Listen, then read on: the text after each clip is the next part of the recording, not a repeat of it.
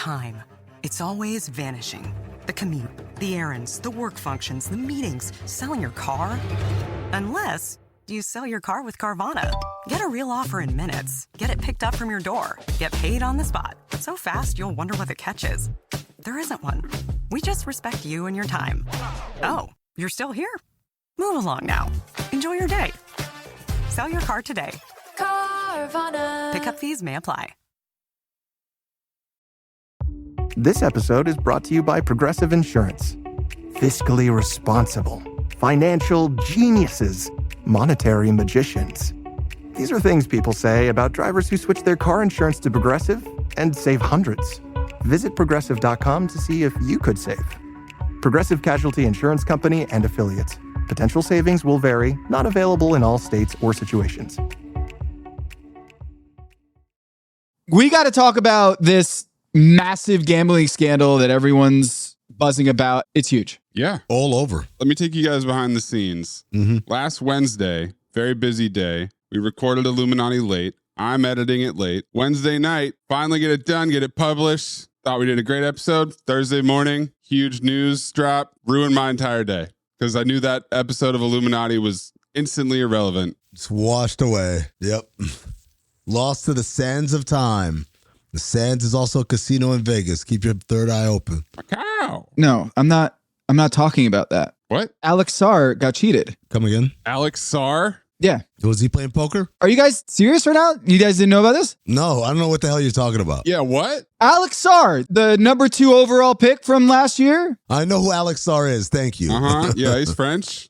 Is French his best? I'm stunned that you guys didn't know about this. All right. Look at this free throw. Charlotte, Washington in the fourth quarter. Late in the game, the score is 130 to 110. Washington is down by 20. Tom, who's watching Charlotte, Washington when Charlotte's winning by 20? I am. Oh. I am. Or at least someone alerted me to this scandal that was erupting in the NBA. Tom, the clip you sent us does not say Alex Sarr free throw. It says T. Johnson free throw 2 of 2, 18 points. That's right. This actually is a big deal because Alex Sarr had a betting line of 22.5 points set after a halftime of how many points he was going to score in that game. And at this moment in the game, he had 21 points. So if he had hit 2 free throws, he would have clinched the over on his scoring to get to 23 points. And that night, it was still in the box score that Trey Johnson took those free throws late in the game, not Alex Sarr. Doesn't even look like Trey Johnson. That's the funny thing. They look completely different. And the NBA's official scorebook had it as Trey Johnson 1 of 2, 2 of 2. So what you're telling me is we are having a redux of the very first episode of Basketball Illuminati. Do you guys remember this? Our very first episode, we came out the box talking about a Buddy Hield three-pointer that for some reason the NBA scorekeeper called a 20-foot jump shot. But that point disappeared. Yes. These points Transferred. have been given to Trey Johnson. Yeah. Fascinating. What is there about Trey Johnson that we don't know about? Who wants Trey Johnson to have an inflated scoring total? What was his second half scoring line? Great question. But this person, Rishi, shout out to Rishi, hit me up and he said, wanted to bring into your notice the weird stats keeping error that occurred today in Wizards Hornets. It's just so perfect that Wizards Hornets, it's a 20-point game and people are mad. If you go on X, there are a lot of people who are very upset at this scorekeeping error. Something like this happening in a close case like contested rebounds or turnovers is a different thing. But mislabeling a player from a free throw line, it's so weird, this person told me. And I was like, okay, but did you have a bet on this? And he's like, yes! Of course. Of course. Of course. Why else would he be looking at the granular details of this Charlotte-Washington matchup? It's staggering, though, because you would think that if the guy put the wrong name, there would be at least a shadow of a doubt. Like, wait, was that Trey Johnson? I'm going to say it's Trey Johnson. You put a pin on it, and then at some point later in the game, maybe during a timeout or a quarter break, well, I guess it was towards the end of the game, you go back and make sure you do an audit rather than just they do those. turn your work in. They do those after the game. In our Buddy Hield story, we reported that there's an audit right after the game that it gets reported to the league, and then they scrub it, right, and they clear it up, and then they're good. In this case, not only was there an error, nothing possibly could be bigger in a gambling scandal this past week than Trey Johnson being misattributed 2 points that should have gone to Alex Sarr, that would have cashed an over bet that a lot of people, all dozens of them on Twitter, were very upset about, and tagging the FBI in the tweets, being like, hey, Alex Sarr took these free throws down 20 with 2 minutes left, not Trey Johnson. I like how the FBI is like, we've got these people perhaps match fixing over here in insider trading. By the way, also throw onto it that time when Alex Sarr got 2 points deducted from his total. This is unacceptable. In the middle of a gambling scandal, this guy says. What's the status currently, Tom? Well, as of Monday morning at 10 a.m., the stats were still incorrect. Wow. Improperly attributed to Trey Johnson. Poor Rishi. He was going through it, I bet. And then Basketball Reference now has it corrected, and the NBA official book has it corrected, I guess, 36 hours later. That's a late stat correction, man. Crisis averted. The part that's curious to me is it's a free throw. There's a lot of time in between free throw number 1 and free throw number 2 to look at who's at the free throw line and look at what you wrote down and think about it a little bit. Do you think they Stu Gotzed it? Yeah, they're already home. Do you think they left the arena and some other guy was filling in? On the way home. The real statistician was like, it's Sunday night. There's the World Series game I'm sure I got to go catch. Come on, I got Allman Brother tickets. I got to get out of here. Wondering if this is maybe something that's been turned over to our guy, Chad. Ooh. Maybe this was a Chad error, you know? Our erstwhile producer of Basketball Illuminati. He's got a lot of jobs. He's burning the midnight oil, stat keeping, a blowout Charlotte Washington game, you know. And some people don't even say please when they ask him stuff or thank you when he delivers. He's also burning the midnight oil, listening to people being depressed. They only want to talk to Chad. It's really sad. Yeah. Well, that or talking to Mark Cuban and sending reports. Man, I heard Mark Cuban is very demanding of Chad's time. My assignment: uncover why the association inspires more conspiracy theories in volume and salience than any other U.S. sport. You've heard of the Illuminati. The truth is out there, but so are lies. Your eyes can deceive you. Don't trust them. The NBA has always been controlled by about 8 people. Denial is the most predictable of all human responses. If you're only using 10% of your brain, you don't even know that you're using 10% of your brain. The NBA Illuminati. If coincidences are just coincidences, why do they feel so contrived? The Illuminati. But you start to follow the money, and you don't know where the f*** it's going to take you. It is unspoken. They have influence among other players. The NBA Illuminati. I don't have time for your convenient ignorance. Maybe I'm a conspiracist now as well. That's all it took. Oh, we got books, we got schools. You saw a video on YouTube. My eyes, sir. You've never used them before. We are the Basketball Illuminati.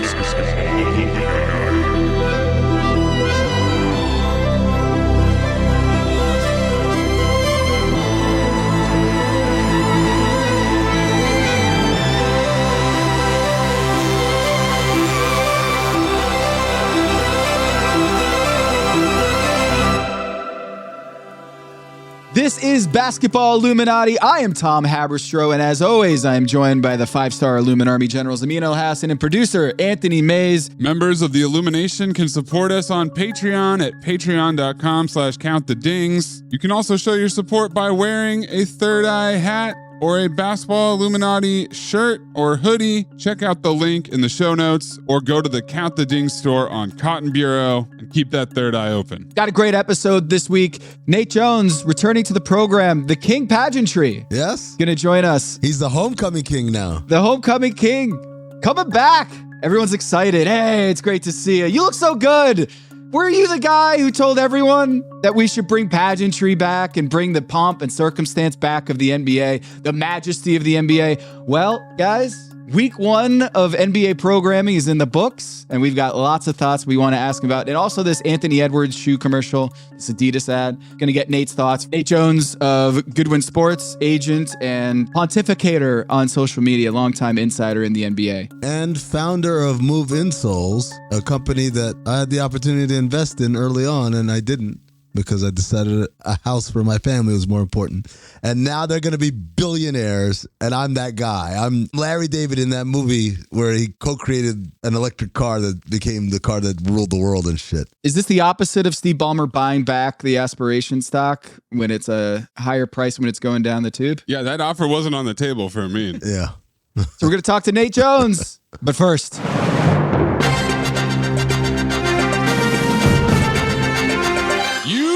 Listening to The Agenda with Amin Elhassan and Tom Haberstroh. First things first, fuck Kash Patel, man. Not for the reasons that you think, although those reasons might be valid as well, but for being the hackiest pun maker known to man. What? Oh my God. Is Zach Harper executive producing his press conferences as well? Guess what? Go ahead in the Cinepop Top 5 list, bump Zach Harper down, put Kash Patel number 1 hack pun maker in the history of anything. God, man. And the problem is, when Zach does his shit, he knows he's being hacky, but he thinks he's being cute and mischievous, right? You can almost see him put his finger to his lip going, did I do that, right? Whereas Kash Patel, I think he's actually thought he was dropping bars on him. Oh, him and the other guy, the guy from the DOJ, your winning streak is over. Oh, shut up, man. Why can't they just announce the charges? Say, hey, this is what happened. These are the people involved. This is what we're going to try and prove in court. I mean, because he understands that he's a content creator. No, he's not. You give somebody a mic and a camera these days, they're a content creator. Look, he's doing a press conference, Amin. He's on camera. It's all part of it. Ladies and gentlemen, we got to stop with this content creation thing. FBI. I don't know. I mean, that might be bad for your job. I technically am a content creator. I do this for a living. It's a miserable way of life. Just be what you are. You're a lawyer, go do law. You're a plumber, go plumb. You're a baker, go bake. You don't have to make content out of everything. You don't have to have this separate side hustle that somehow becomes more important than the main shit you do. Basketball players, go play basketball. Everyone stop creating content other than people like us who don't have any other talents in life. This is all I have. You don't think I wish I could be like a master chef, an incredible basketball player, or an American Ninja Warrior who gets past the first obstacle? Of course I'd love to do. You just named 3 things that are all content creators now in 2025. Everything. Tell me a job that's not a content creator. Tell me. Chad. Even he's doing content. What are you talking about? Chad's not filming his own content. Chad's a giver. Chad is being asked to make pictures. Chad is being asked to write scripts. For other people. That's still content creation. He's creating content, Maze. I'm with Amin on this one. Okay. He's behind the camera, but he's still there. Bus drivers. So you're saying the Operation Nothing But Bet. Oh, God. And Operation Royal Flush is not what you would have come up with there. I was tickled when Pablo Torre, when talking about this story, he said it was nothing but net, and then had to later in the episode of the sporting class had to correct himself. I'm being told it was not nothing but net. Yeah. It is nothing but bet. But I'm reminded of the 1994 tax evasion IRS scandal. Are you? The travel expense thing with the NBA referees in which all the... I'm sorry. It took me a couple minutes, but I found it. Amin found a content creating bus driver. At No Murillo, 1.6 million followers on TikTok. He's a school bus driver. Which, to me, that's the worst kind of bus driver content creation. You have children? Yeah. Get out of here, you fucking weirdo. Focus on driving the bus. And also, don't put our kids' faces on the internet. Weirdo. Anyway, 1994, do you know what that tax evasion scandal was called from the IRS? Operation Forget Paris. Tell me, Tom. Operation Slam Dunk. Oh. Well, to be fair, that's really early. That's before all of the podcasts came up with their own basketball analogies. So that was, as you might say, an easy one, a slam dunk. Choose that name. Basketball analogy. What was it? Netflix Tim Donaghy one was called Untold, Operation Flagrant Foul. Flagrant Foul. Shut up. Oh, flagrant. But guys, I know I went off and I got angry and I talk about content creation or whatever, but we do create content here. And sometimes the content that we create is quite prescient. Oh. When you got your third eye open, sometimes you see things that people don't see. And sometimes you see things that people don't see yet. In our case, we went back 3 months ago, maybe even 3.5 months ago, back in July, in conjunction with Pablo Torre, we had this Malik Beasley story. And we went more in depth than anyone else out there did in terms of the characters we discussed. The social media accounts that we trolled for content for months on end. Yeah. And imagine my delight to see many of the names that we talked about in July, Tom, pop back up at some grand jury indictments on these seemingly unrelated cases. And Terry Rozier was one that we talked about back in July. The fact that he wasn't cleared was a big part of that story back in July. Well, that was the impetus, right? Yeah, and this has been very confusing in the subsequent reporting, as I've heard so many people refer to Terry Rozier being cleared. Yeah. When he was, in fact, not cleared.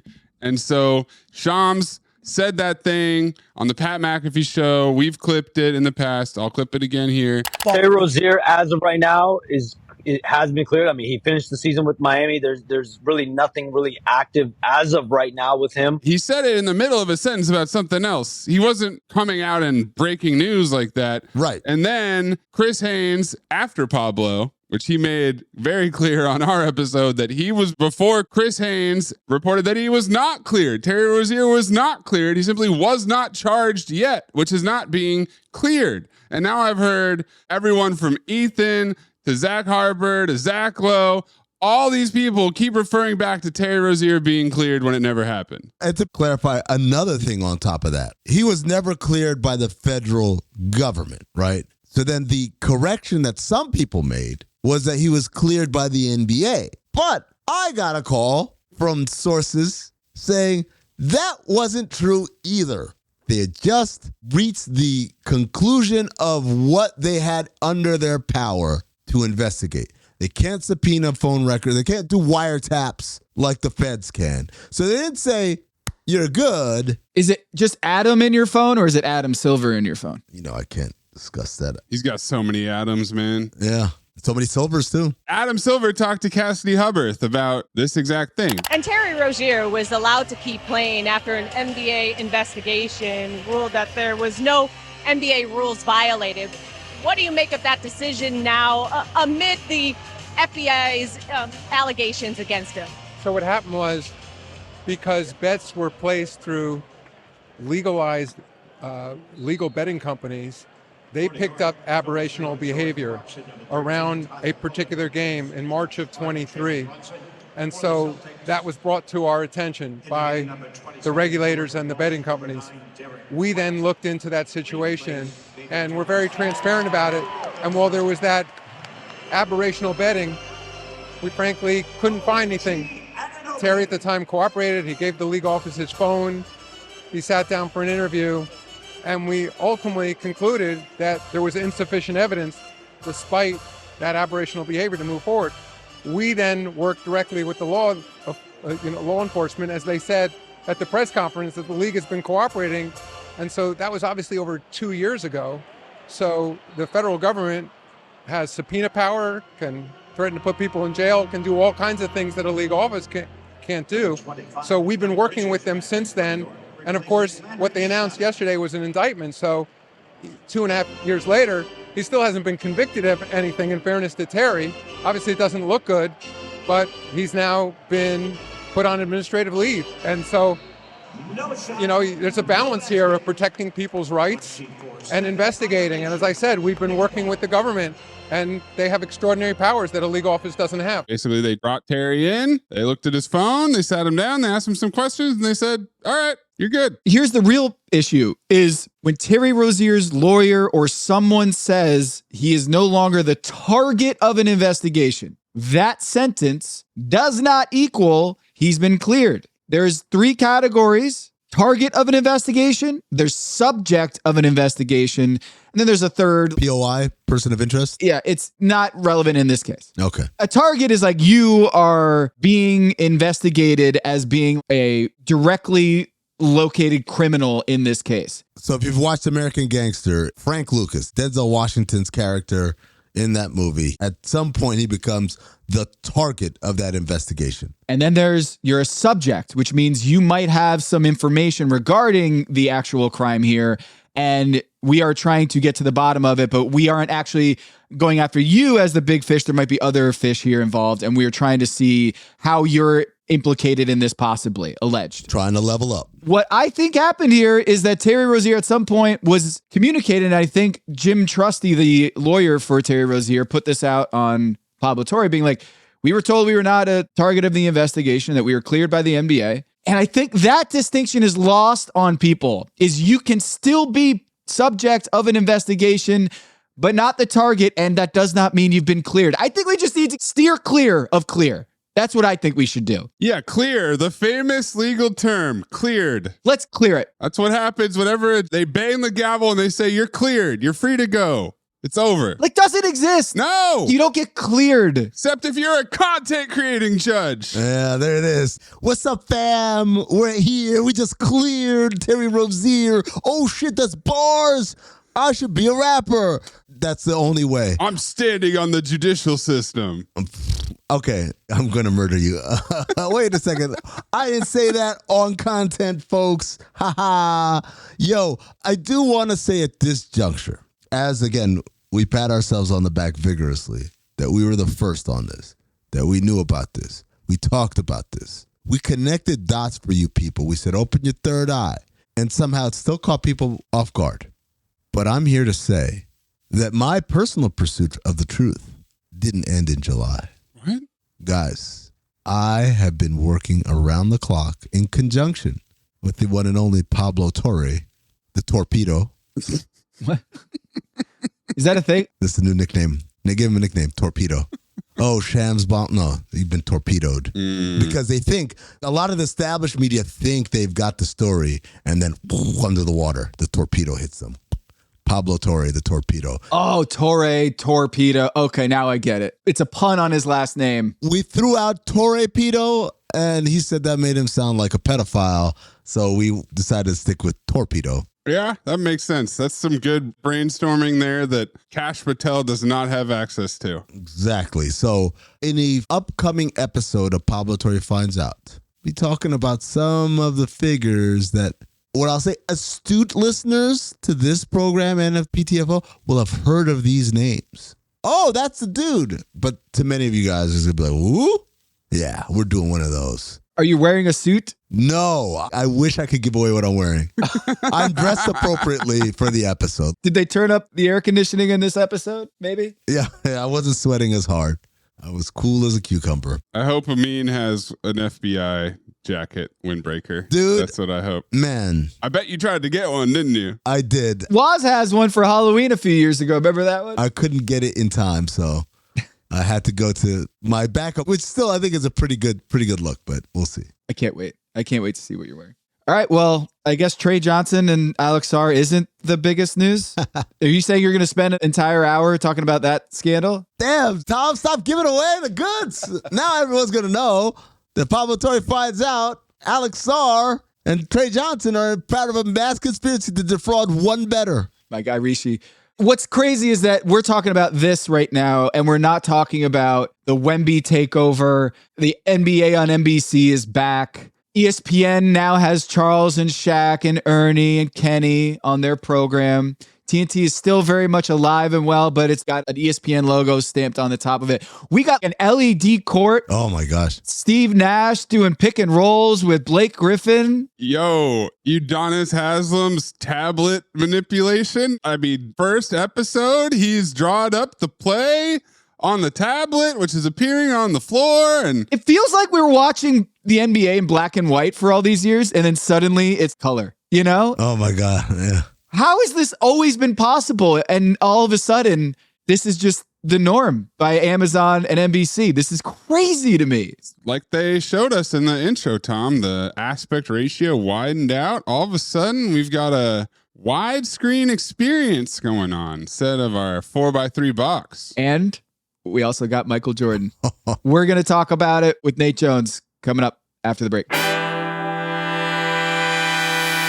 Hello, listener. It's producer Maze here to talk to you about your pets. That's right. Today's episode is sponsored by the ASPCA Pet Health Insurance Program. Now, if you're like me, whenever a pet is in danger in a TV show or movie, it makes your heart race. Because that fictional pet reminds you of your pet, and you don't want anything bad to happen to any pet ever. But sometimes unpredictable things can happen, and that's why the ASPCA Pet Health Insurance Program offers customizable accident and illness plans, making it easier for pet parents like you to help your pet get the care they may need. The program's been around for over 18 years, and they've helped more than 600,000 pets during that time.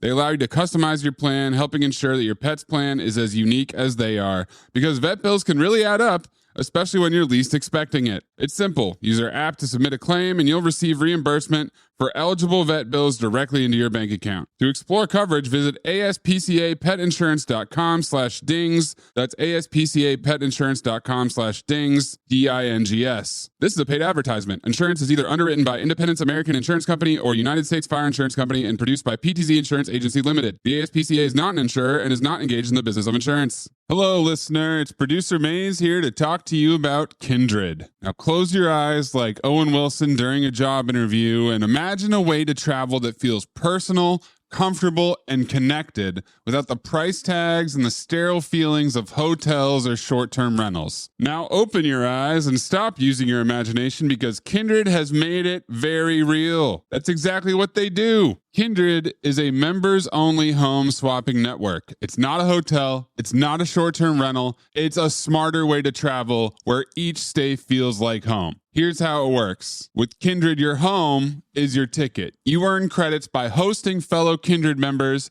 and then you use those credits to stay in over 220,000 homes in more than 100 cities worldwide. There are no hotel costs or rental fees, just the credits that you've earned. Every stay comes with white glove service, 24/7 trip support, and $100,000 in host protection. Make it easier for you to travel and enjoy yourself and not worry about details. I've used Kindred and I found an amazing home for a weekend getaway in an idyllic location with amazing views and great ambiance. It had everything I needed. And the best part was, it cost me $0. So apply now at livekindred.com and use code DINGS to join for free. Plus, you'll earn 5 nights of travel credit just for signing up. That's right, that's 5 whole nights for free at livekindred, KINDRED.com, code DINGS, DINGS, livekindred.com, code DINGS. Hello, listener. It's producer Maze here to talk to you about Chime. You know what's a terrible feeling? When you're out and about, you're withdrawing some money, maybe you're using your debit card to pay for lunch, and you don't check your account because you're pretty confident you have it, but then that payment went through, and all of a sudden you're overdrafting. Not with Chime. Chime's got this Spot Me service that gives you free overdraft. And to date, Chime has spotted members over $30 billion. It's a lot of quiche. Chime is banking done right. No monthly fees, no maintenance fees on your checking account, and you're eligible for free overdraft up to $200 on debit card purchases and cash withdrawals. Not to mention access to over 47,000 fee-free ATMs, which is more than the top 3 national banks combined. So work on your financial goals through Chime today. Open an account in 2 minutes at chime.com/basketball. That's chime.com/basketball. Chime feels like progress. Chime is a financial technology company, not a bank. Banking services and debit card provided by the Bancorp Bank N.A. or Stride Bank N.A. Members FDIC. Spot me eligibility requirements and overdraft limits apply. Timing depends on submission of payment file. Fees apply at out-of-network ATMs. Bank ranking and number of ATMs according to U.S. News and World Report 2023. Chime checking account required. All your favorite NBA players are back. And DraftKings Sportsbook, an official sports betting partner of the NBA, is the place to bet on NBA stars this season. New customers bet just $5 and get 3 months of NBA League Pass. Plus, score $300 if your bet wins, paid in bonus bets. Download the DraftKings Sportsbook app and use code THIRDEYE. That's code THIRDEYE, all one word, THIRDEYE. Bet $5 and get 3 months of League Pass, plus get $300 in bonus bets if your bet wins. In partnership with DraftKings, the crown is yours. Gambling problem? Call 1-800-GAMBLER. In New York, call 877-8-HOPE-NY or text HOPE-NY 467-369. In Connecticut, help is available for problem gambling. Call 888-789-7777 877 or visit ccpg.org. Please play responsibly. On behalf of Boot Hill Casino and Resort, Kansas, pass-through of per-wager tax may apply in Illinois. 21 plus age and eligibility varies by jurisdiction. Void in Ontario. Restrictions apply. Bet must win to receive bonus bets which expire in 7 days. Minimum odds required. NBA League Pass auto-renews until canceled. Additional terms at dkng.co/audio. Limited time offer. ¿Hablas español? Sprichst du Deutsch? Komm du noch? If you used Babbel, you would. Babbel's conversation-based techniques teaches you useful words and phrases to get you speaking quickly about the things you actually talk about in the real world, with lessons handcrafted by over 200 language experts and voiced by real native speakers. Babbel is like having a private tutor in your pocket. Start speaking with Babbel today. Get up to 55% off your Babbel subscription right now at babbel.com/Spotify. Spelled BABBEL.com/Spotify. Rules and restrictions may apply. You all think I'm late. Well, I'm not late. And I'm going to stay right here and fight for this lost cause, even if this room gets filled with lies like these. And the tailors and all their armies come marching into this place. Somebody will listen to me. There's no better way to overpower a trickle of doubt than with a flood of naked truth. But the complexity and the gray lie not in the truth, but what you do with the truth once you have it. What is true and right is true and right for all. You and I both know that that's just not the truth. You can't handle the truth. Too messy. Keeps them up nights. I'm here because in the end, the truth is worth the risk. Speak a little truth and people lose their minds. I'm a grown man, you can tell me the truth. Why is it people who want the truth never believe it when they hear it? So you know what I'm going to do? I'm going to do something really outrageous. I'm going to tell the truth. We were just talking offline, and you said we haven't hit rock bottom on a lot of the cell phone surveillance in this country. Mm-hmm. Rock bottom, what would be Nate Jones's walk-up music? Oh, like, man. His intro music. Like, if you got rock bottom for The Rock and the glass shattering for Stone Cold. That's your segue? Yep. He was so proud of himself. Well, Nate's a big wrestling guy. Yeah, I'm a big wrestling guy. Man, because you're back on the pod. We got to get you your entrance music. I would do something. Honestly, I would want to come out like as a nightmarish figure, like some kind of, like Undertaker-esque? Like Undertaker, but honestly, the thing that got me back into the two things that got me back into wrestling after 20 years when I was bored during the pandemic is Roman Reigns, who's obviously that's been the big story for wrestling fans know what I'm talking about for the last half decade, and then this character called The Fiend, and it was a brilliant concept idea. It was it's basically like creating like a Freddy Krueger type character for wrestling, and they had the whole pomp and circumstance and everything around it. I thought that was the coolest shit. So like if I could pull something off like that, I think I would do that. Well, I don't know if you saw this, but for our pregame show on the Blazers for the season opener, we had to like build in extra time for the intros, the player intros on opening night, because now they did like a whole stage and like entrance. One by one, every player on the roster is announced, and like Dame comes out, and Denny Avdia comes out, and Rob Williams III comes out.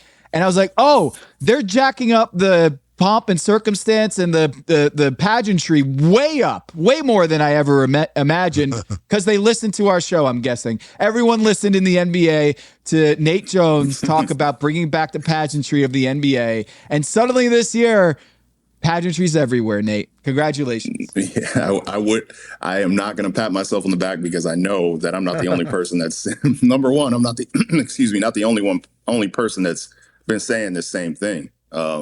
It's pretty obvious. Like that is, to bring it back to WWE, like if you take pomp and circumstance away from the WWE, like what you don't, a lot of like what people go to these events and watching for is that.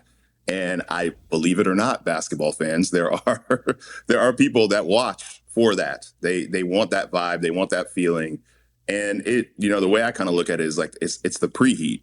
You're warming up to the main event, and all of it is important. And the fact that stuff has kind of been cut short, it makes stuff not feel as big.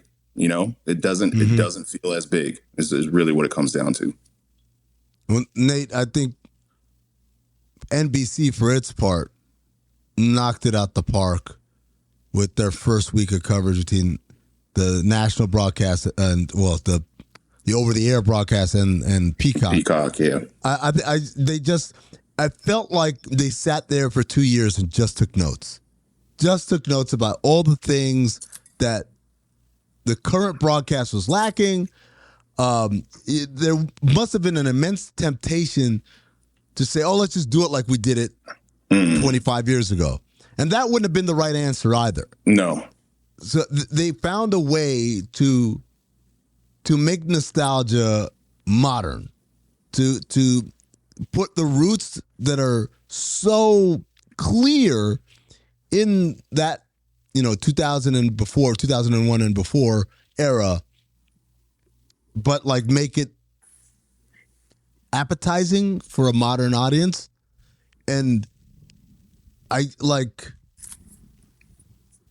think they created lore. They created lore with Michael Jordan and ways that younger audiences are like, oh, that's the reason why Michael was that. Like, they created the story aspect to it. But Tom, you know what they did? As I'm figuring out in my head, what they did is they didn't do. Look how much better everything used to be. Oh, this shit sucks now. What they did was they kind of like, hey, have you ever seen this? And it's like, it's just almost like a just, hey, you want to try this? To try to take a taste of this or whatever. And it allowed that to flow and color kind of the rest of their coverage, where it's like, we're doing modern things, but remember this? Even the music, they didn't use the same music. They adjusted the music a little bit. And to my ear, it's like, oh, I just wish it was the old school. They have two versions. He modernized it, and then they play the classic one. So they play them at different. I think when it broadcasts on over the air, it's the original, and then on Peacock you get like a little remix. The little remix, yeah. I think he nailed it. There's a whole difference between being like Michael Jordan was great, and these guys suck, and they don't care, and they whatever. To doing what NBC did, and I honestly like what Amazon's doing too. Like, oh, I love that. Yeah. Like it's very obvious to me that, and I haven't heard this from anyone directly, but it's very obvious to me that Silver and the NBA said to these folks, like, stuff's getting stale. We want it to be this way. And I gave, I put on Twitter that like Silver did a great job with the television deal. Like, he got too hungry. People are complaining, oh, we're not going to have TNT anymore. They got two new, fresh, hungry broadcast partners that want to come in and look at ways that that broadcasting could have been done much better. And then the best part of TNT, we still have, and it helped improve the worst part of ESPN. It's crazy because I feel badly for everyone who works for Turner who's now kind of left in the wind. Yeah. But for the layperson, for the regular fan, like, I just care about what I see on TV. It's like, what did you love about TNT? I love the inside guys. Well, they're still on. What else did you love? I love Stan Van Gundy. Well, he's still on. He's just on a different network. What else? Like, you start naming the names, like, oh, Taylor Rooks and Chris Haynes. Like, yeah, they're all still working. They basically picked off the carcass of TNT of all the things that people, I guess the regular layperson would claim to like or would name, and they're just living elsewhere. And as I said, NBC does a great job of the nostalgia play, and Amazon is kind of like, this is the future. Yeah, it's the future, and you're getting. It felt like all of the basketball, obviously, inside the NBA stood out just because like the way they produced that show and the personalities on that show. But it felt like all the rest of the basketball coverage was the same. You just got into like these debates, and it was breaking news, and like that was it, right? And there was, I mean, even during games, you go to halftime, and they're talking about like news that has nothing to do with the game. So it's basically like, yeah, the game is a throwaway. We're just here to break news and debate. Like, that's it. And I feel like Silver emphasized in this new deal that shit's got to change. I want to say the head of NBC Sports didn't talk about it in terms of a conversation with the NBA, but definitely talked about we want our coverage to skew more positive. Yeah. To accentuate the good things about the game rather than complain or put the game down. And that's something that I know we talked about, Nate, in many of your past appearances. Like, Adam Silver needed to do a better job of playing the David Stern role of like, hey, motherfucker, like, don't get it twisted. We can change this right up, and you can easily not be broadcasting these games. And I don't, like I said, I don't know if that conversation happened, if it happened more subtly than the way Stern would have done it, if it happened at all. But all I know is the new broadcast partners seem to be carrying that ethos with them. I would bet a lot of money that it had happened more subtly than what David Stern would have said. There would have been a lot of MF bombs in David Stern's message if he was upset. But I think it's what I've heard is that the league office and Silver in particular has he's off the this league stuff. Like he's like, oh, we listen to these, like, I know all of us have had we have prominent followings. There are, conversations on Twitter, but he's like, I'm done listening to what these people say that we should have on Twitter. Like, really everything should be based around the games and basketball and that part of it, not all this other stuff. And you can still be different and younger and hipper without, I feel like Dr. Evil saying I'm cool, I'm hip, but and hipper without like getting away from the basketball. Like if you look at Amazon's setup and like everything's casual, all the guys are like from the generation right before this for the most part, and but they're not like they're just talking basketball. It's just hoop. Like they're not getting into all that other stuff, which is, I think, what made the NBA and the games itself feel less important. It's almost like when you get older and you try roasted broccoli or roasted vegetables and you're like, I didn't know this shit could taste good. Like I grew up with steamed veggies my whole life, and you throw it in the microwave, frozen veggies, and you get it out of the bag, pry it open, and the steam comes out, and then it just tastes terrible. And then you associate vegetables with that. But then like you grow up and you try this little olive oil and you get some salt and pepper, maybe throw some lemon juice on that broccoli and you throw it in the oven, and then it comes out and you're like, I love vegetables. I had no idea it could taste this good. In the same way that when you're watching these guys break down the film on a court and UD's got the iPad out there and they're showing pick and roll coverages, and Blake Griffin's jumping out there and be like, hey, one thing you have to remember, you got to sprint to go get that screen, set that screen, and then sprint to the right. And you're like, oh, they really care about this stuff, and it's informative, and it's fun, and there's Taylor in the corner, and Chris Haynes is doing that pass out. I loved it.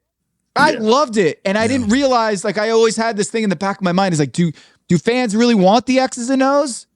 But maybe it was, we were just giving them steamed veggies outside the microwave. Yeah. Also, when you're watching someone go through pick and roll coverages in a full suit, like that might not necessarily come off the way it needs to, you know what I'm saying? So like I feel like they've tailored, no pun, they tailored their whole broadcast, not broadcast, but their studio show around trying to convey the game in a way young people will attach themselves to.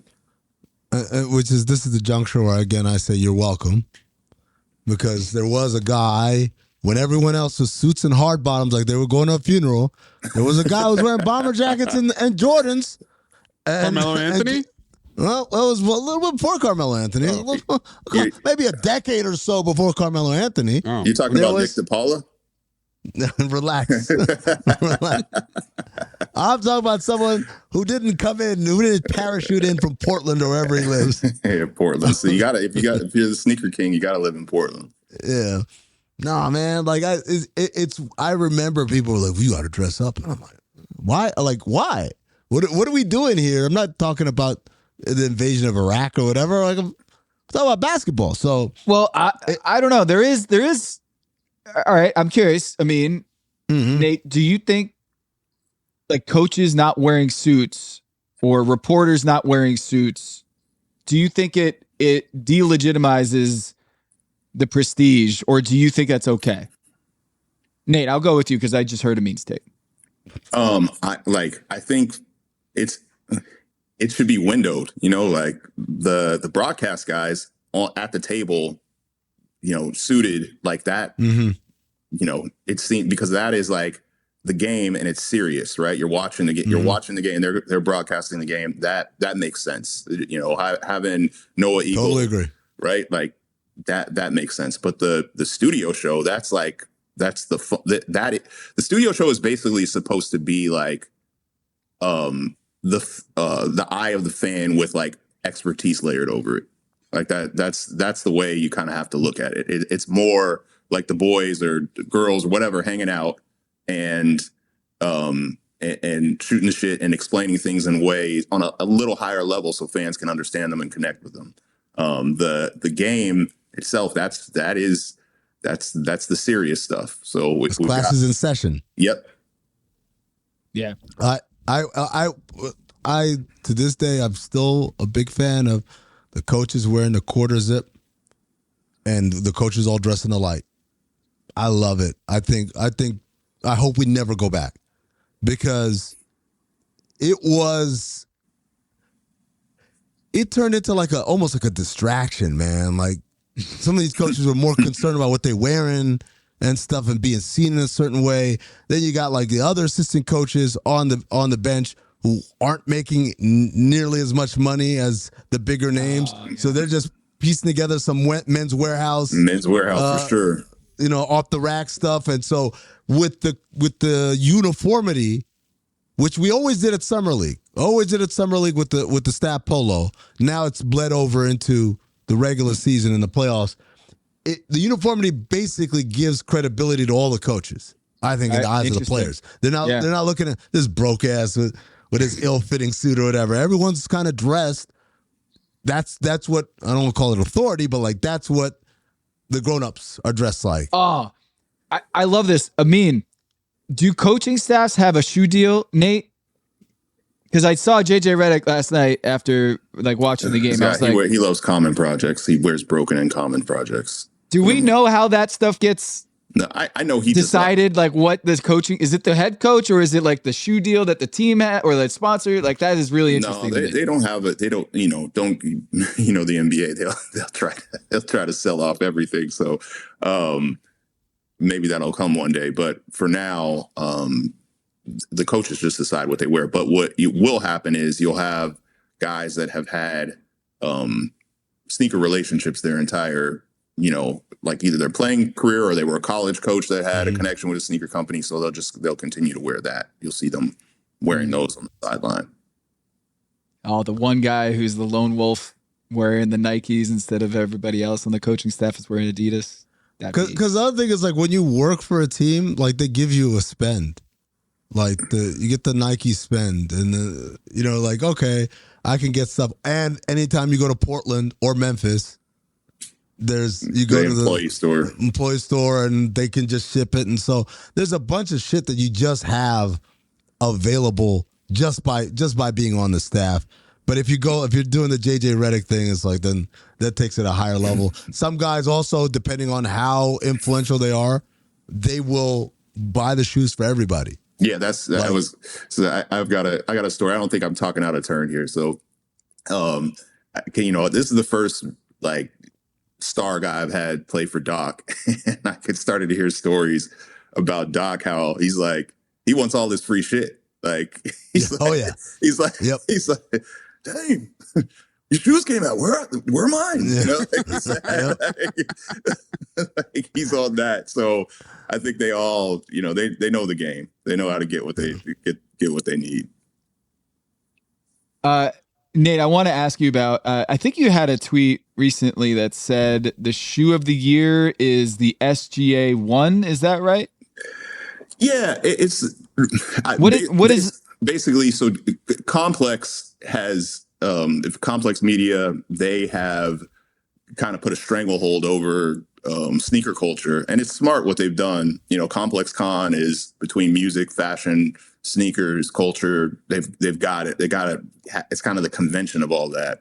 And what they've done to cap the weekend is not the versus battle between No Limit and Cash Money, which was big culturally, but it was they have this thing called the Sneaker of the Year. They ranked the 10 best sneakers from whatever year. So they did 2025.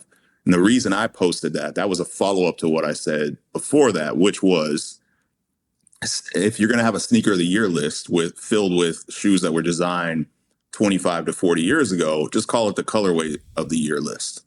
Like, because like half the list is just retro Jordans, like not even like more than half the list. It's just retro Jordan, Nike. And there's tons of new, I think, especially the last like couple of years, there's been a lot of like new dope shoes coming out. And no one's like, because it's not really looked at from like a casual perspective yet. I guess you could say Shea, maybe the AU1 could hit a little bit on the casual side, especially the Shea one. But like it's almost like that stuff gets ignored. So all we're doing is debating new colorways for shoes that have been around for forever. But yeah, I think the Shea was like, it was a step forward with a basketball shoe that looked. I'll give Adidas credit with the AE1 and just like what they've done with all the new, it's like design language. Like fans online will be like, oh man, all their shoes look kind of similar. I'm like, that's the whole point. Like they defined a design language that looks different than everybody else's out there. And then Converse with Shea, and I think Shea like the concept and the idea came from, like, he sketched it out originally, supposedly, right?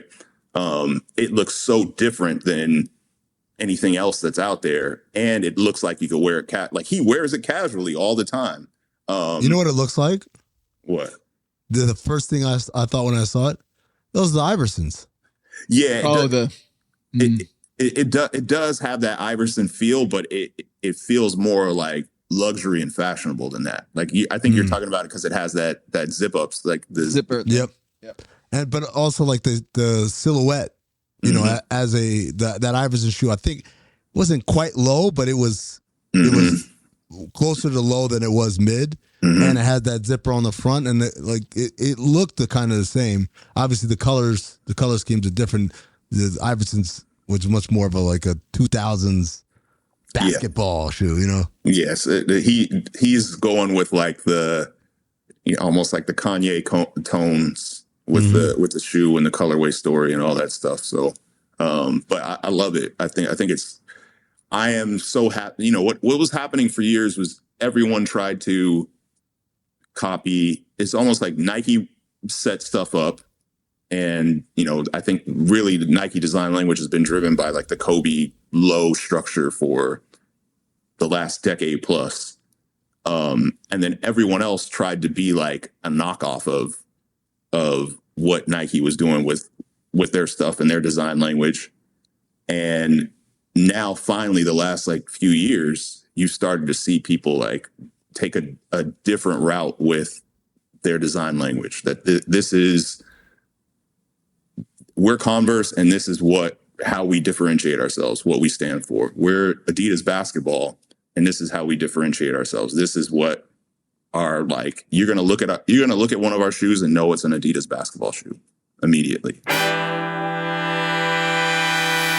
Breathe deep. Imagine your legs more limber in Duluth Trading Double Flex Denim. Envision euphorically squatting for that can of suds, bending for your toolbox in a state of bliss, lunging for your laser level on a whole new level. Relax and allow the flex to fill you with ability. Find your inner flex in Double Flex Denim only at Duluth Trading. Anyone can follow. It takes something special to be an original, which is why the 2025 Lincoln Navigator SUV arrives with new ways of surrounding you in luxury, including the ultra-wide 48-inch panoramic display and the multi-sensory Lincoln Rejuvenate experience. A true original never stops evolving. So meet the 2025 Navigator, the original that's all new and better than ever. Learn more at Lincoln.com. Lincoln and Navigator are trademarks of Ford or its affiliates. You don't technically need this car. You say that out loud to yourself. You say, I have no space. You say, I'm just looking. Then you click. Then you zoom in on photo number 87 and whisper, oh no. Then you text a friend, the one who always enables you. You say to yourself, this is the last one, knowing it is not. You don't need this car. But maybe, just maybe, this car needs you. Bring a trailer. It's never just a car. Hey friends, this is Audie Cornish, host of CNN This Morning and The Assignment, and guess what? Every story you care about, every angle you want unpacked is now streaming on CNN. That means you can catch my show or other CNN programming whenever you want on your favorite device. And a subscription also gets you access to exclusive video series and unlimited articles. So subscribe to CNN at cnn.com/subscription. Running a business comes with a lot of what-ifs. But luckily, there's a simple answer to them. Shopify. It's the commerce platform behind millions of businesses, including Thrive Cosmetics and Momofuku. And it'll help you with everything you need. From website design and marketing to boosting sales and expanding operations, Shopify can get the job done and make your dream a reality. Turn those what-ifs into...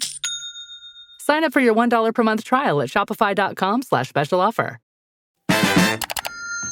Attention, player haters and overrated disbelievers of all kinds. I stand before you today 10 toes down as the bearer of bad news. Y'all done fucked up. I mean, you saw what happened last season, right?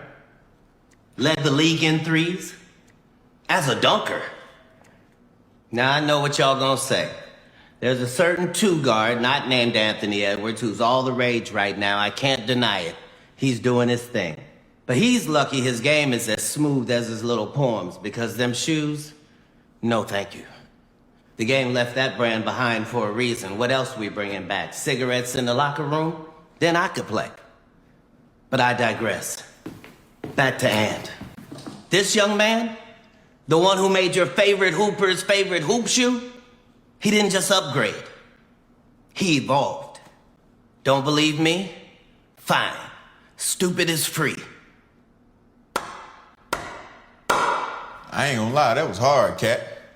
Ain't you forgetting something, though? Ah, yes. This boy here is the truth. Believe that.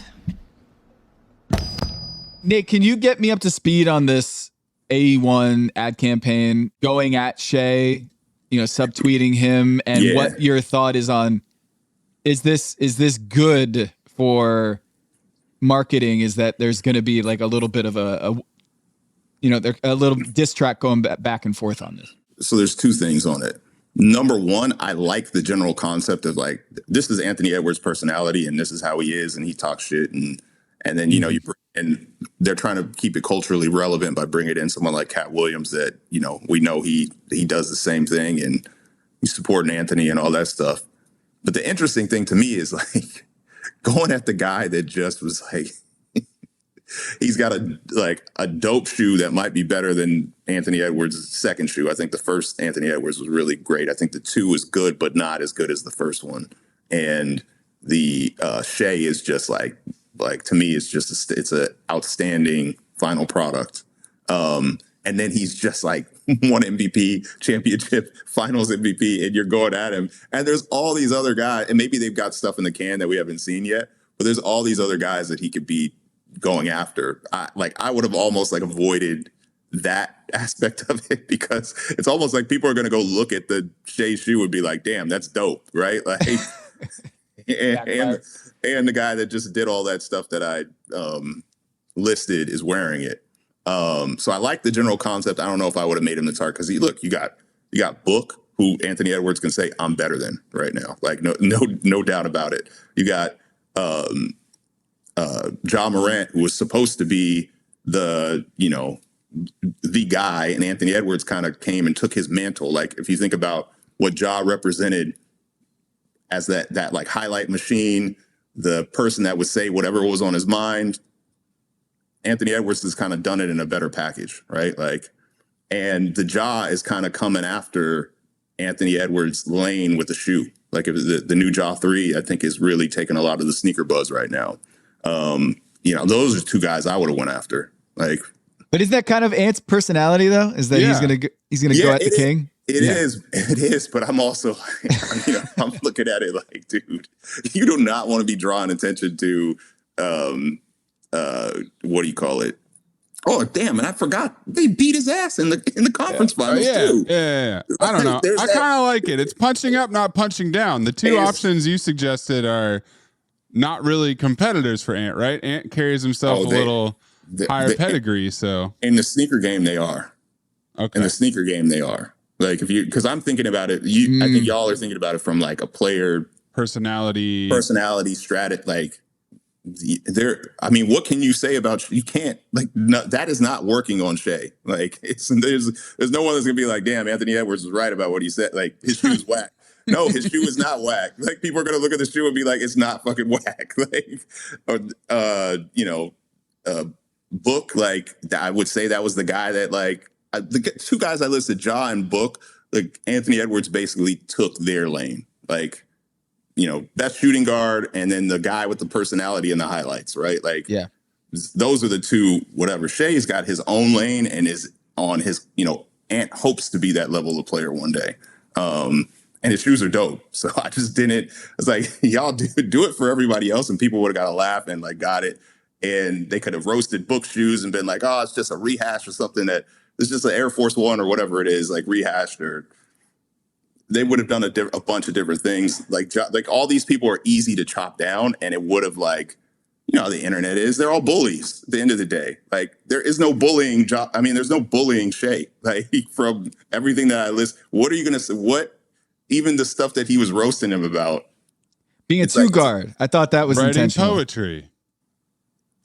People, fans think all the stuff Shea does is dope. So I don't know, you know what I'm saying? Like it's like trying to go. Not to say that Shea's of Michael Jordan's level, but it's like trying to roast Michael Jordan in a commercial. It's like, hey, he sticks his tongue out when he drives to the basket and dunks it really high. It's like, yeah, that's what makes him kind of cool. Well, speaking of roasting Michael Jordan, Nate. Yeah, everybody is saying that his insights to excellence, his 3-minute clip of his 2-hour conversation that they pre-recorded, that it's great. Now I'm turning to you, Mr. Pageantry, our terrifying WWE demon. I looked up the guy, the Fiend that you referenced. It kind of looks like a Urukai mixed with Pennywise the Clown. That's the aesthetic you're looking for here. Yeah, it's unique, and it's in wrestling they call them attractions. They're not necessarily the person you put on every single night, but you're coming there to see that experience and that show. Undertaker towards the end of his career was an attraction. You would see him at WrestleMania and one other event or whatever, and it was going to be a spectacle, and people would pay a lot of money to see that. Well, what did you think of the spectacle of Insights to Excellence and the Michael Jordan series that will be ongoing? I think this is what I'm seeing NBC do is try. I think Amin hit this on the head really well. They're trying to merge the old with the new. And Michael Jordan has always been this mythological figure. And now, obviously we saw The Last Dance, but people that are watching the games get a little bit of, here's the Michael Jordan lore. Right. And so you're connecting the old to the past. But I think people's expectations were set really high. Right. I know you guys dispelled this rumor as you always do. But there was someone that put out a fake news story about that Michael Jordan wants to come out and say things to defend this newer generation and whatever else. And I'm like, where did that come from? Right. And Amin called that out right away and tracked down where the post came from. It was just made up. Right. Everyone ran with it. I think that has kind of been driving the expectations around what he was going to do. And it's obvious it was just going to be a little segment of him, getting into his thoughts and whatever else. Yeah, I think the real tell was that next week coming up, Michael Jordan on load management. I was like, yeah, you're not going to get the pro current NBA group from Michael Jordan. You're just not. And I don't think people want that. I think part of what makes Shaq and Charles so alluring to people is they give their honest opinion about things. They're authentic. They'll tell you how it is. But the NBA is like, hey, we can have that, but we also need people praising and embracing and building up today's game, because this is what it's all about. This is what it's all about. I think Michael Jordan wouldn't be authentic if he was just like, yeah, LeBron is better than me and Steph is by far a better shooter than Larry Bird. I don't think we want that. Yeah, I don't think he's ever. That's just, I don't. Like we've all heard the real unfiltered Michael Jordan stories. But what I did really, really like about what he said is Michael always understood the importance of being the king and being the face of the league and the weight that carries and why you should care. At the end, he says, I'm doing this because he's like, I don't need the money. I don't need the attention. I am just trying to do my part to give back to the game. And he always understood that. I remember I think going back to the suits debate, but I read a story about him post-career in Cigar Aficionado magazine. I think I was sitting in like a doctor's office or something like that, reading this story in like 2005. And he's like, people don't recognize the weight I carried trying to, make sure that I reflected, projected this image that was beneficial to the league and my partners and whatever else.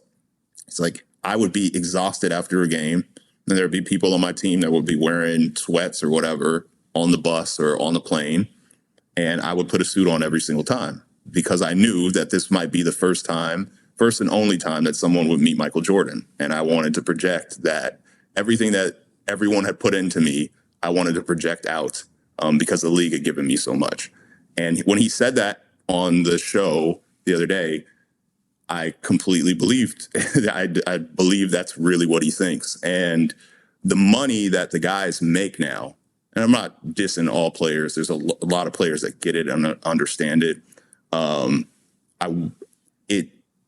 It's almost like people forget what led up to them making the money that they make. It took guys like MJ pouring into and respecting all the stuff that they had to do, all the stuff that seems lame or, whatever else now, like, I don't have time for that, or why would I do that? I don't have to do that. Now, if every player did that back in, 30, 40 years ago, would the league be what it is today? And I think sometimes when you just are coming into something that's been built for you, you take things for granted. It's almost like a titan of business passing down his business to his son. It's like the succession thing, right? Like they don't get it. They just won't get it because they didn't experience it. You know what I'm saying? Everything got handed to them versus I understand what went into making this become what it is. A league full of Roman Roys. I love that. Yeah. Do you think the NBA has a opportunity here or a challenge, maybe one and the same, with so many international guys being as good as they are? Because you've been out here since day one, obsessed with Nikola Jokic's game and his just how good he is as a basketball player. But I could tell you were early to that block when a lot of people wouldn't bring themselves to believe that Nikola Jokic was that guy, was the man. And now we got Victor Wembanyama. And now we got Shai Gilgeous. He's Canadian. He went to Kentucky. But it is a very much the face of the league conversation is made up of guys who did not grow up here in the United States, that we did not grow up watching. So do you think that can be spun into a positive for the league? Or do you think it is something they really have to figure out a plan? Yeah, I'm not going to say that I saw from day one in Jokic. I think once I saw his competitiveness and he really got into shape, that's when I was like, oh, this dude is a absolute killer. I was skeptical at first because I was just like, oh, he just doesn't seem like he cares. This is like pre-2020. I was like, yeah, he's really talented. He's really, really skilled. But I wasn't like, oh, he's going to be the best player in the world. And then there's something that clicked with him. And I was like, dude, this dude is a demon. He does everything amazing. And then he has the best touch I've ever seen, lane touch I've ever seen. People say Hakeem. I'm like, I don't know, man. You need to go back and like Jokic paint touch is absolutely amazing. So marketing Jokic is I think we've done it on this show. It's possible. They did the hotels commercial like 2 seasons ago. Like he did the commercial for what's the Despicable Me. Like he played into it. It's possible, but people have to. Part of the problem with marketing today is it's all about trends, right? Like they don't want to do the work to do the storytelling around a particular player. They're just like, oh yeah, this is what's trending on social, so we're just going to do this and run with this, and like versus actually doing the work to do storytelling and build someone up. Like there's funny people, there's creative writers that can figure out how to make you get excited for a Jokic commercial. It's not, right? Like that exists, but I think people are just like, oh, it's easier just to go with this is what's trending. Now I can like support it with the metrics, and I'm not going to get fired for doing a commercial with this person. I mean, I'll give you the perfect example. Penny Hardaway does not have like I think reminisce about him having some like crazy engaging personality, and he was like, he's not Anthony Edwards out here. No, at all. They used Chris Rock to be his personality. He was his alter ego, and that's how they built it up. Like, I mean, even Kevin Durant, when we worked with Kevin on the agency side, when I was working with him, 15 years ago, we had we used tools and things to get his personality out there. Like now he's like grown into who he is, and he has no problem showing his personality. But I mean, we did this campaign called The Superstar Next Door, where we faked out the internet and made people think Kevin was getting stalked by his neighbor, and it was just a kid that was like supposed to be a window into his world. So there's creative ways to like get people tap into it. Yeah, there is. It just takes real effort into that. And I think now today everyone's mantra is like, what do I got to do to not get fired? And that's what's cool. Going back to that Anthony Edwards campaign, that's what's cool about what Adidas did, how they shifted. I mean, they used to just it was like the same stories over and over and over again. It's like, oh, repackaged for another athlete. And now they've kind of, with this hit, you've seen like, oh, if we tailor this to the athlete's personality, and we don't have to do the whole like typical hood to hero story that, you see over and over and over again. It's like, yeah, we know they came from a tough environment, bro. Like, you don't have to, like doing the little sob story, whatever, like, oh, everybody was against me. Like, okay, we get it. Like Anthony Edwards, you could have done the same exact thing with him, but it just wouldn't have hit as hard. They figured out how to do a creative spot that just elevated his personality. Yeah, that's what I was going to say is I thought that they're doing with Anthony Edwards the exact opposite of the micro trends. Yes. Technique, because there's a narrative that's developed over a course of a couple of years here with the aesthetic of the orange background and the receipts commercial. I remember all of that. I actually look forward to Anthony Edwards commercials. And you know exactly what it is right when it comes. Right when because you've been conditioned, you're like, oh shit, like see that yellow, that orange background, like that peach for it's a subtle. It's a subtle but not so subtle nod to him being from Georgia, right? Like there was a lot of thought put into this, like, and it shows you. It's not like they're spending a ton of money. It's just other than if you're getting cameos like Cat Williams, but it's just a peach background. And like it's the studio shots, but it's the storytelling that's made it compelling. And they've been bold with it. So, but I think a lot of times what I've run into over the years, not just with the sneaker companies, but with a lot of the brands, is they just have everyone is playing not to lose. No one's taking swings. And I get it. The people are worried about their jobs, and they also often are. So crazy to think about, but the audience isn't necessarily the consumer. Like a lot of people in the ad world are working to get their next job. So they want to get published in Ad Age and whatever else for this campaign that, it did this and it was, whatever it is, right? But it didn't hit on what they were supposed to hit on. It's just the creative community loved it. So you run into that a lot too, where people have decided exactly what they want to do because they had this vision, and it doesn't even fit the athlete or the personality that they're talking about. Nate, is Wemby appointment viewing now? I think he's here. I think like I am always looking at when are the Spurs going to be playing, and I'm wondering if the average fan or sports fan has Wemby, do you think, crossed over into I need to see what this dude does next? In the same way that Caitlin Clark or Tiger, we're not quite at that level, but I feel like people in my like NFL fans and my buddies back home, they're now in the group chat being like, holy, did you guys see what Wemby did tonight?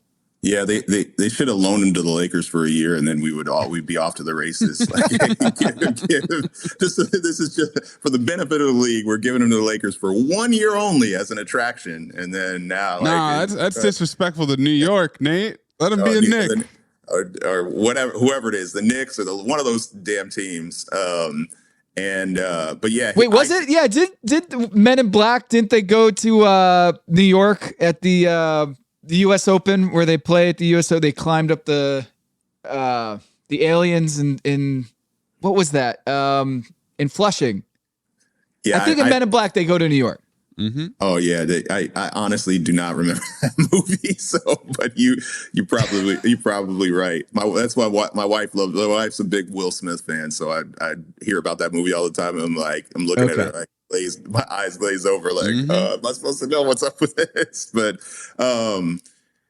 yeah, I think in my basketball viewing world, he is. I don't know if he's fully crossed over yet for the average fan.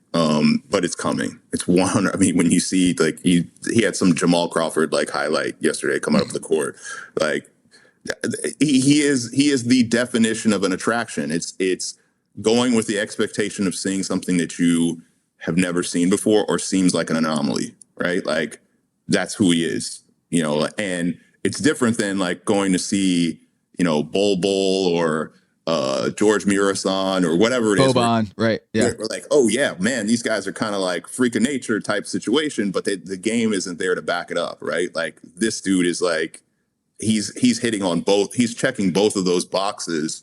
So I think it's just a matter of time before that becomes it. I think from the NBA side, what they can do is start to make sure that the key matchups are all on national television.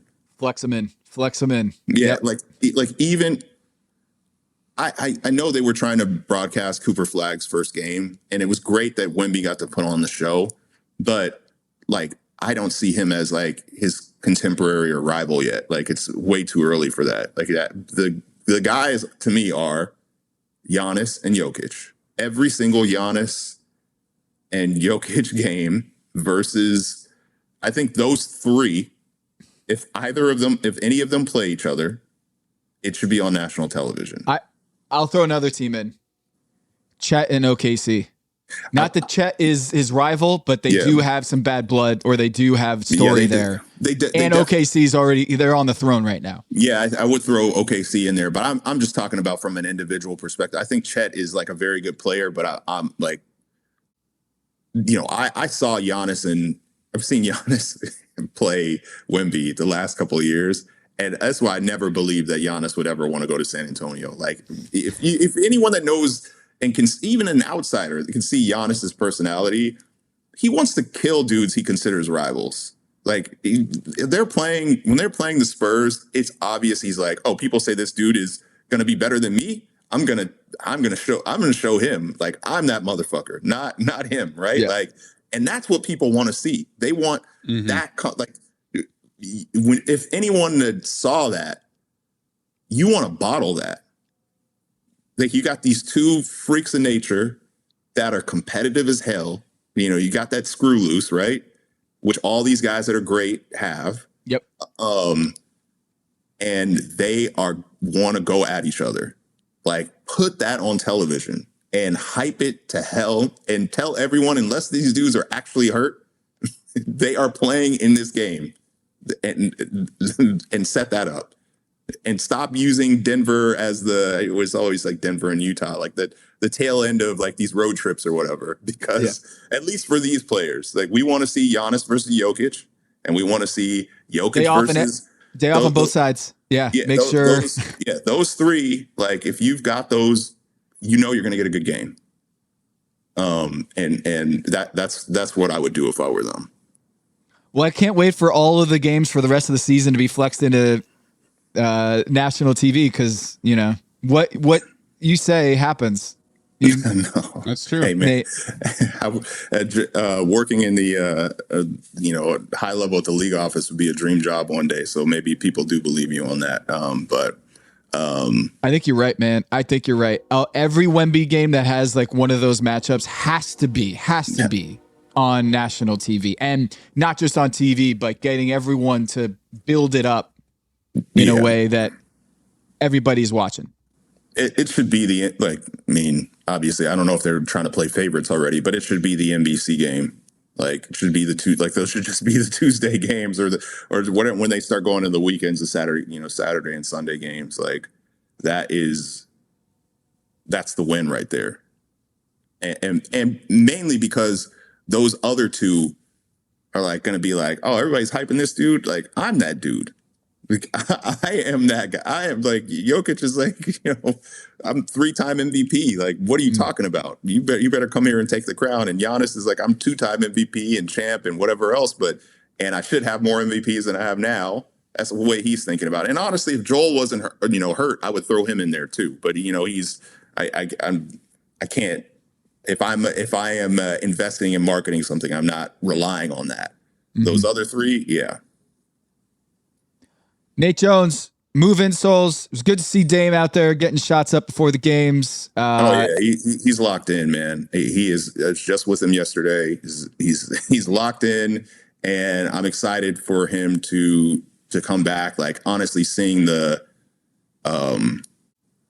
advancements of modern medicine, especially if you're a person that is locked in. Like, he's been, since 3 weeks post-op, he's been 6 days a week.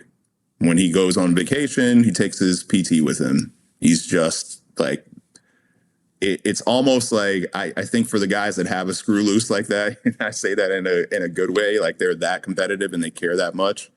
Having another mountain to climb is the best, like at this point in his career, is the best thing that could have happened to him. It's almost like a blessing in disguise. Like, you're not to say that he had let the foot off the gas to begin with, but now he's like in a place of, oh, people don't believe I can come back and be good. Yeah, he's got a new chip on his shoulder. They really don't think I can come back and be good. Like that is the motivating factor for him. So we'll see what happens.